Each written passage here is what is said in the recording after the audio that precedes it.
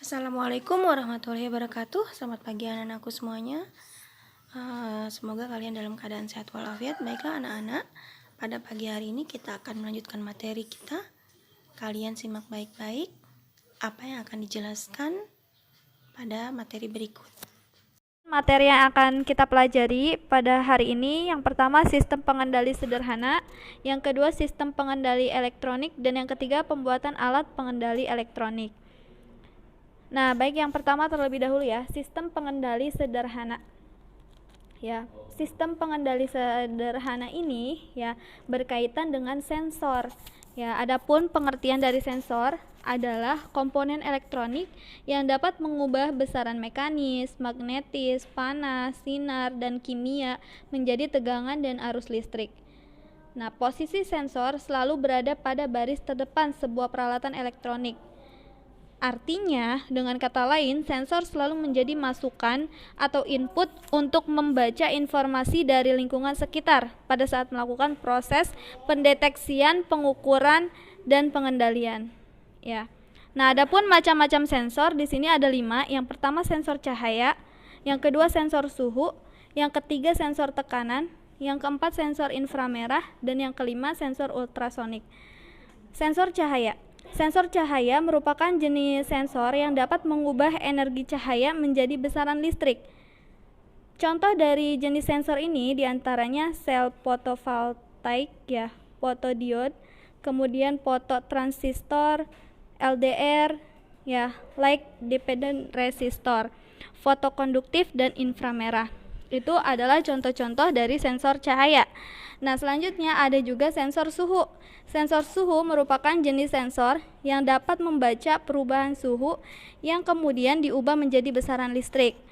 Nah, contohnya ya, contoh dari sensor suhu yaitu adalah termokapel, kemudian RTD, resisten, temperatur detektor, kemudian termistor, dan IC sensor suhu ya. Nah, selanjutnya ada sensor tekanan. Sensor tekanan merupakan jenis sensor yang dapat mengubah tegangan mekanis menjadi besaran listrik. Beberapa contoh dari penggunaan sensor tekanan yaitu ya pada timbangan digital, kemudian bidang otomotif untuk balancing roda atau penyeimbang roda ya, dan pada industri.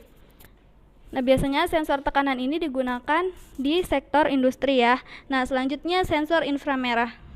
Sensor inframerah merupakan jenis sensor yang memanfaatkan sinar inframerah sebagai media penghantar untuk melakukan pendeteksian.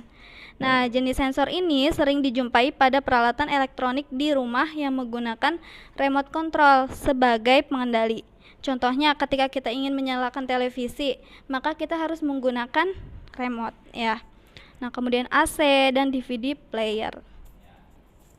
Selanjutnya, yang kelima yaitu sensor ultrasonik. Sensor ultrasonik ini merupakan jenis sensor yang menggunakan gelombang ultrasonik atau di atas frekuensi dengar manusia ya. Dan kurang lebih itu di atas 20 kHz. Nah, untuk melakukan pendeteksian, contohnya dari penggunaan sensor ultrasonik ini yaitu pada sensor ping ya, sensor ping atau sensor jarah yang sering digunakan pada robot penghindar halangan.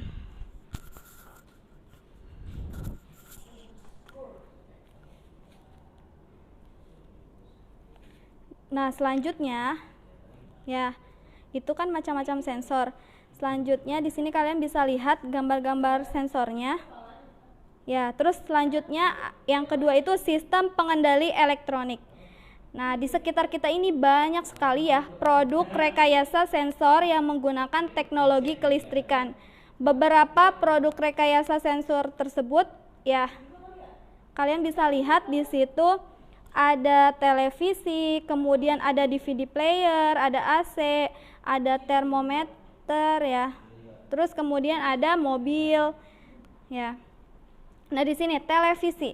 Televisi merupakan produk elektronik yang dapat menampilkan gambar dan suara yang dihasilkan dari stasiun TV pemancar. Nah, pada televisi ini bagian terdapat sensor adalah bagian penerima sinyal inframerah dari remote controlnya.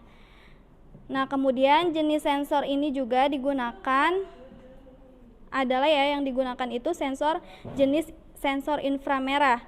Fungsi dari sensor inframerah ini untuk menerima informasi yang dihasilkan dari remote control yang selanjutnya diproses oleh bagian pemrosesan yang terdapat di dalam televisi. Nah, selanjutnya ada DVD player ya, atau home theater. Nah, DVD player dan home theater ini merupakan peralatan elektronik yang kedua fungsinya hampir sama, yaitu sama-sama mengubah data yang tersimpan pada media seperti CD, DVD, flash disk, dan kartu memori menjadi keluaran berupa sinyal audio maupun video. Nah, perbedaannya dari keduanya itu DVD player membutuhkan perangkat power amplifier ya, agar dapat dihubungkan dengan speaker, sedangkan home theater umumnya sudah dilengkapi ya. Nah, pada perangkat tersebut sensor yang digunakan sama dengan televisi, yaitu sensor inframerah. Ya. Selanjutnya ada AC, air conditioner ya, atau sering dikenal dengan AC, merupakan perangkat elektronik yang berfungsi untuk menghasilkan udara dingin pada ruangan. Jenis sensor yang digunakan pada AC adalah sensor inframerah yang berfungsi untuk membaca informasi dari remote control. Selain sensor inframerah, beberapa jenis AC juga menggunakan sensor suhu untuk mengatur suhu yang dihasilkan secara otomatis. Ya, selanjutnya termometer digital. Nah, fungsi dari termometer adalah untuk mendeteksi suhu yang ada di lingkungan sekitar, seperti suhu ruangan dan suhu tubuh manusia. Termometer digital menggunakan ya sensor suhu sebagai pendeteksi suhu yang ada di lingkungan sekitar. Nah, selanjutnya nih ada mobil ya. Seiring zaman semakin berkembang ya, dunia otomotif juga tidak kalah berkembang dibanding perkembangan dunia elektronik. Pada saat ini mobil dilengkapi dengan sensor untuk memberikan kenyamanan dan keamanan bagi pengendaranya. Salah satu jenis sensor yang ada pada mobil adalah sensor yang berfungsi untuk mendeteksi halangan saat parkir.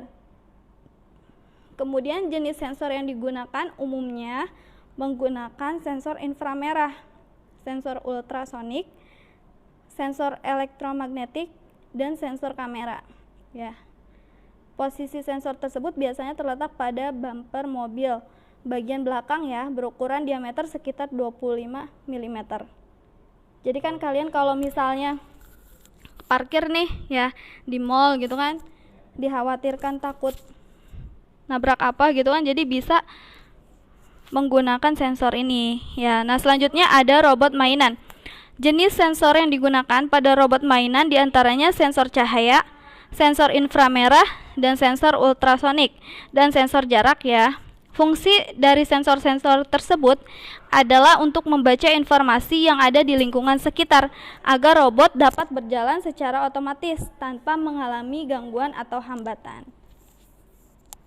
Nah, selanjutnya di sini ada langkah-langkah yang harus dilakukan saat membuat alat pengendali elektronik.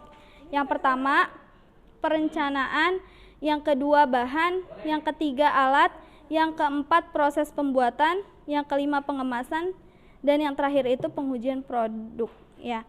Yang pertama, perencanaan. Kalian tentukan dulu nih idenya itu mau seperti apa atau gagasannya seperti apa. Kemudian setelah dapat idenya, kalian rencanakan ya, menyiapkan skema rangkaiannya.